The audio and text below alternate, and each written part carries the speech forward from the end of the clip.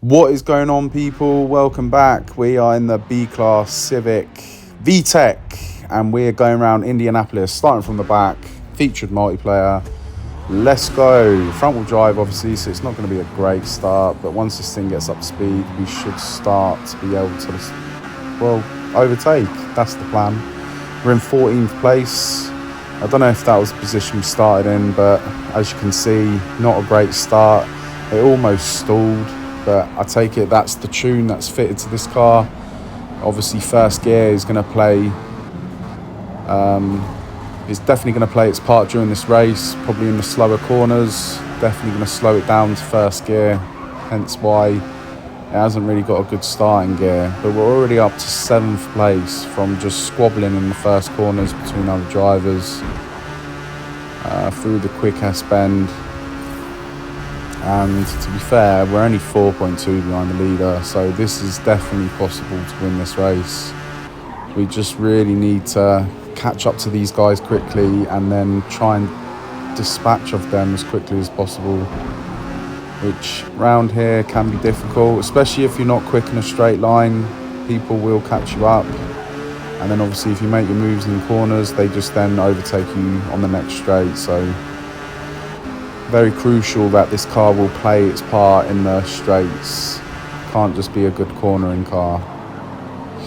So coming towards the end of lap 1, we've caught up to the front guys, but now we're already getting held up a little bit. I'm going to try and switch this guy, take a wide line at first and then cut back in, which we don't really pull off, but it looks like we're quicker in a straight line than him. So we'll nick his slipstream all the way down the straight. The car's nearly topping out as well, to be fair. I think it may even top out. No, that VTEC hangs out. And then we'll slow it down to second gear, keeping it in within track limits. And now we'll get right behind this 2002 BMW and see how long we can follow him for. If we can get into his slipstream here, that would be beautiful. But if we're trying to make an overtake through the S, that's not beautiful. There we go. We get a little bit of slipstream. We'll chuck it up the inside of him. Hopefully we'll get past him and be able to take the race in line into the braking zone, which we can. And then obviously heavily braking on the right hand side of the track, cutting across.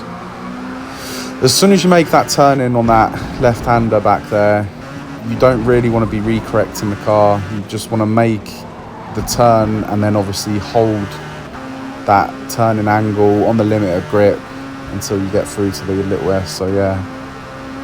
But anyway, back to the race. We're in 5th place, catching these guys in front. We're still catching first place as well, which is good. And it looks like they're arguing for the lead up there as well, which is perfect, because it means with a little bit of fresh track in front of us, we can sort of pull the ground back on them, which is nice.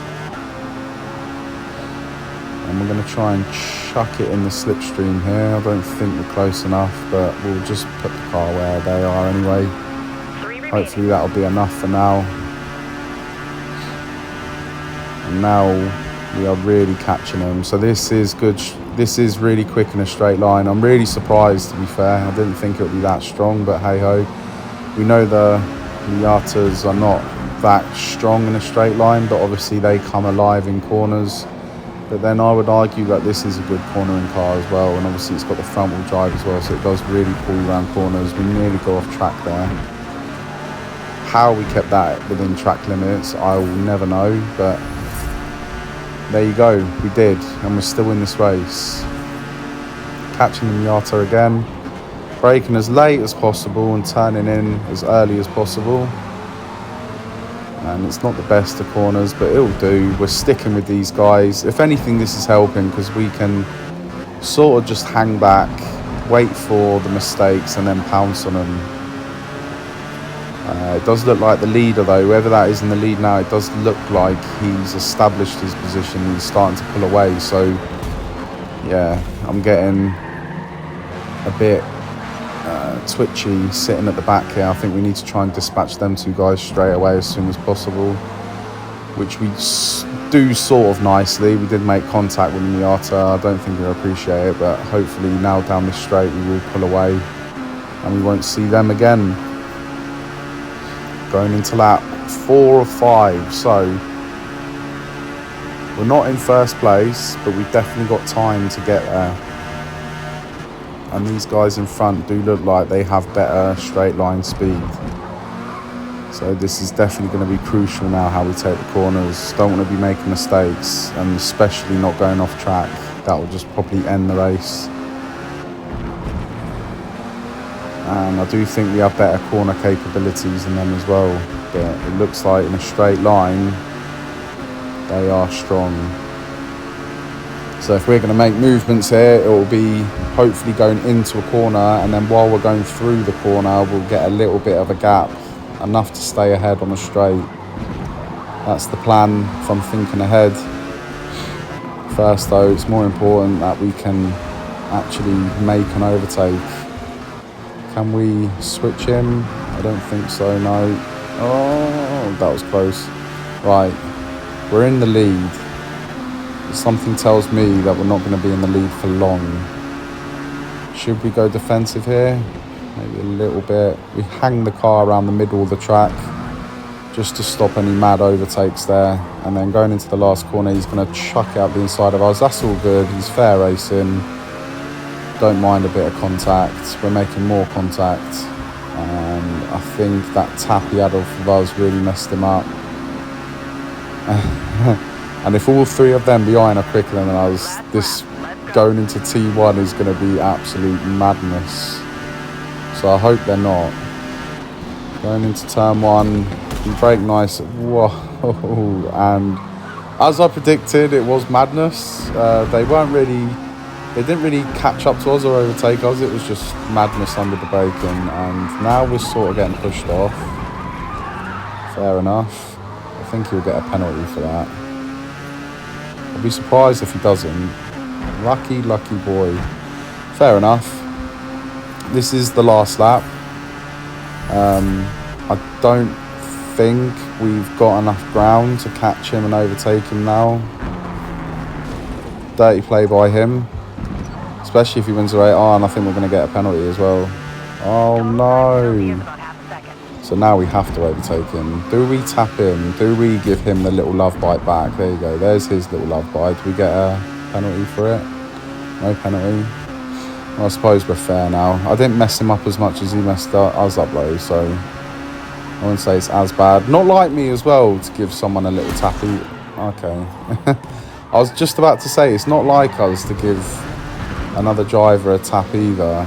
It seems like we're in a bit of wars here. Let's get out of the way of him. Oh, no. I think they're teammates. And that has just turned into absolute mayhem at the end of this race. I think law of averages is going to say that they're definitely together and racing together. And his mate, one's in the pit there as well. This race has just turned to complete chaos at the end. But hey ho, I don't know where that battling started. I don't know if we had done something really naughty to deserve that. He obviously took our rear and then forced his way through. So then we in turn gave him a little tap up the rear. I wouldn't have said it was too naughty from both of us, but obviously he didn't like it. And then it just turned into a bit of chaos. But hey, there you go. It's still a bit of fun. Should have been the win. We end up taking 5th place. And I'm sure a lot of you will find that annoying. To me, it's just a bit of fun. It's quite hilarious, to be honest. And it's Forza all over. Hope you enjoyed it, though. I'll see you in the next one.